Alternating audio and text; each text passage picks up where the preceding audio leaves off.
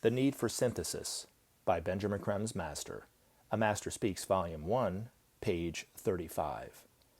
It is strange that despite the lip service paid to the ideas of unity and brotherly love, so few of the groups involved with New Age concepts do, in reality, demonstrate an inclusive attitude. Far from doing so, they tend rather in the opposite direction and are among the most separative and exclusive of all the groups engaged in the education of mankind. Their role is to hold before the people the vision of a better world in which separatism has no place, in which each is seen as contributing something essential to the whole and of equal value. Yet almost everywhere, the accent is on the superiority of a particular teaching or point of view.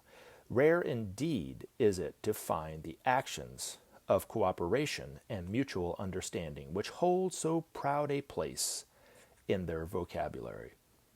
An ancient rhythm still dominates the thinking of these groups, and much needs to be learned and changed if they would truly represent the ideals of the coming time.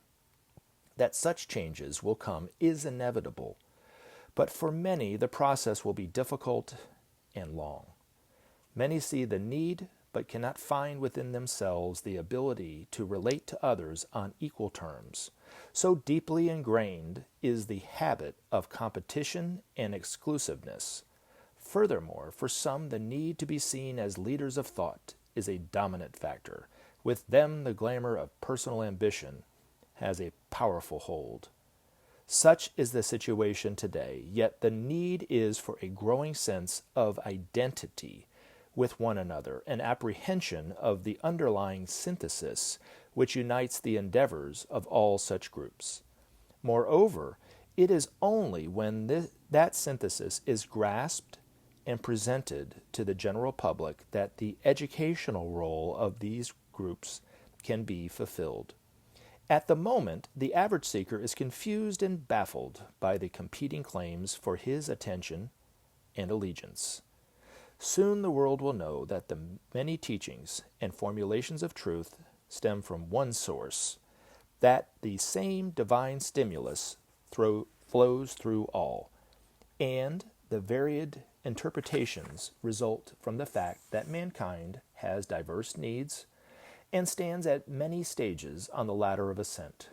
Not for nothing has hierarchy worked to present the needed teachings and ideas on the broadest front, so many different levels and in a multitude of ways. The synthesis of ideas underlying our multifarious presentation springs from our sense of the unity of all things, from our constant awareness of the whole, and of the indivisibility of that reality. When men share this experience, all things will become possible. When men see the Christ and his disciples, the masters of wisdom, they will come to understand how needed are the many presentations of truth, for they will come to realize how old is man, how varied his experience and expectations down the ages, and how different are the ways in which men absorb ideas. They will come to grasp, too, something of the inherent unity behind the outer diversity. Men will see for themselves that behind the ideas and teachings stands a plan, that every teaching is the formulation of but one fragment of the plan, that the plan is the expression of the creative will of God, and as such is in process of constant change. How then could one group, society, or institution embody the truth for all time? Many, of course, believe that even now they work for synthesis and unity, but this is largely an illusion. Little credit should be taken for forming links with those of the like mind. That is useful, but relatively simple.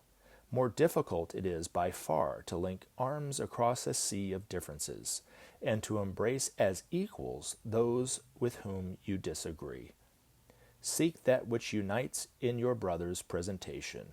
Know that behind all stands the Christ and his disciples. Remember that one truth informs all approaches, and that naught divides but the minds of men.